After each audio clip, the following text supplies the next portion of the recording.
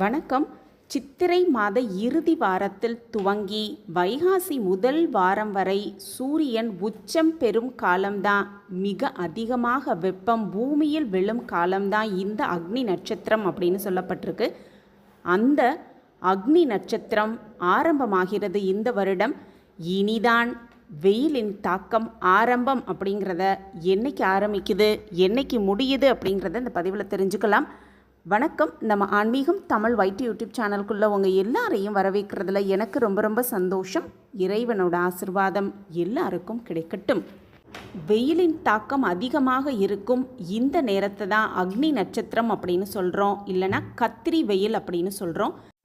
பஞ்சாங்கத்தின்படி பார்த்தோன்னா பரணி நட்சத்திரத்தில் 4ஆம் பாதத்தில் துவங்கி ரோஹிணி நட்சத்திரத்தின் முதல் பாதம் வரை சூரிய பகவான் ஆட்சி புரியும் காலத்தை தான் அக்னி நட்சத்திர காலம் அப்படின்னு சொல்லுவோம். அந்த வகையில் பார்த்தோன்னா சித்திரை மாத இறுதி வாரத்தில் துவங்கி வைகாசி மாதம் முதல் வாரம் வரை சூரியன் உச்சம் பெறும் அந்த அக்னி நட்சத்திர காலம் என்னைக்கு ஆரம்பிக்குது, என்னைக்கு முடியுது அப்படிங்கிறத நம்ம தெரிஞ்சுக்கலாம். அக்னி நட்சத்திரம் ஆரம்பமாகும் தேதி அப்படின்னு பார்த்தோன்னா மே மாதம் 4ஆம் தேதி சனிக்கிழமை அன்னைக்கு இந்த அக்னி நட்சத்திரம் ஆரம்பமாகுது. முடியும் நாள் என்னன்னு பார்த்தோன்னா மே 28ஆம் தேதி செவ்வாய்க்கிழமை அன்னைக்கு இந்த அக்னி நட்சத்திரம் முடியுது. இந்த அக்னி வெயில் காலகட்டத்தில் வெயிலோட தாக்கம் ரொம்பவே அதிகமாக இருக்கும் அப்படின்னு சொல்லப்பட்டிருக்கு. இந்த காலகட்டத்தில் நம்ம செய்ய வேண்டியது என்ன, செய்யக்கூடாத முக்கிய விஷயங்கள் என்னென்ன அப்படிங்கிறத ஒவ்வொன்றா தெரிஞ்சுக்கலாம். அதிகமாக இந்த வெயிலின் தாக்கத்திலிருந்து நம்மளை பாதுகாத்து கொள்ளணும் அப்படின்னா அக்னி பகவானை வழிபடுவது ரொம்பவே சிறப்பு வாய்ந்ததாக பார்க்கப்படுது. முடிந்தவரை இந்த அக்னி நட்சத்திர காலத்தில் தான தர்மங்களை செய்யலாம்.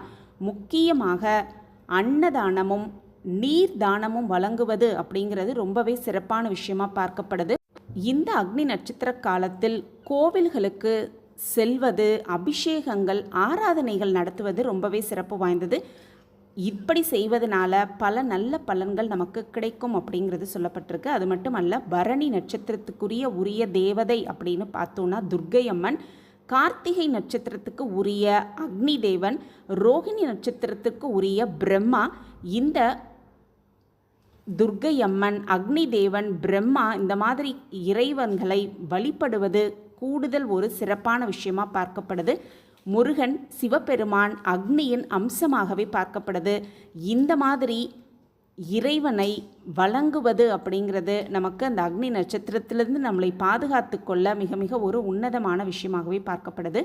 அக்னி நட்சத்திர காலத்தில் குறிப்பாக தண்ணீர் பந்தல் அமைப்பது, மோர் பந்தல் அமைப்பது இந்த மாதிரி செய்வதனால இறைவனோட ஆசிர்வாதத்தை முழுமையாக நம்ம பெற்றுக்கொள்ள. இந்த அக்னி நட்சத்திர காலத்தில் வெயில் காலத்தில் உஷ்ணம் அதிகமாக இருக்கும் அப்படிங்கிறதுனால இந்த காலத்தில் ஏழைகளுக்கும் மாற்றுத்திறனாளிகளுக்கும் முடியாதவர்களுக்கும் தான தர்மம் செய்வது, அதாவது குடைகள், காலணிகளை வாங்கி கொடுப்பது, அன்னதானம் கொடுப்பது, நீர் கொடுப்பது, மோர் கொடுப்பது இந்த மாதிரி தானங்களை செய்வது அப்படிங்கிறது இறைவனோட ஆசிர்வாதத்தை முழுமையாக பெற்றுக்கொள்வதற்கான ஒரு அரிய வாய்ப்பாகவே இருக்குது.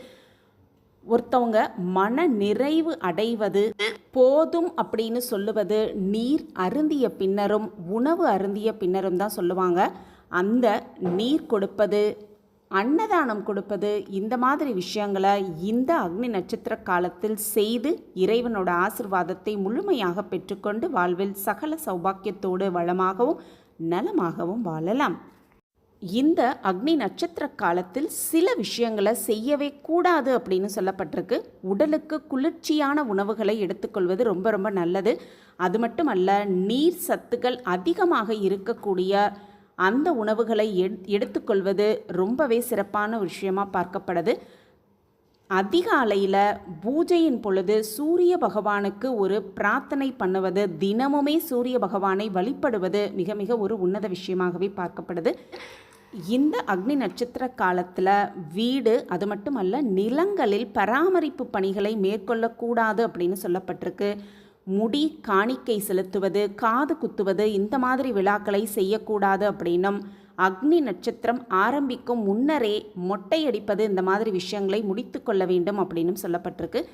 புதிதாக வாங்கிய நிலத்திற்கு பூமி பூஜை போடுவது, கிணறு வெட்டுவது, விவசாய நிலத்தில் புதிய நாற்று நடுவது, இந்த மாதிரி விஷயங்களை செய்யாமல் தவிர்த்து விடுவது மிக மிக நல்லது அப்படின்னே சொல்லப்பட்டிருக்கு.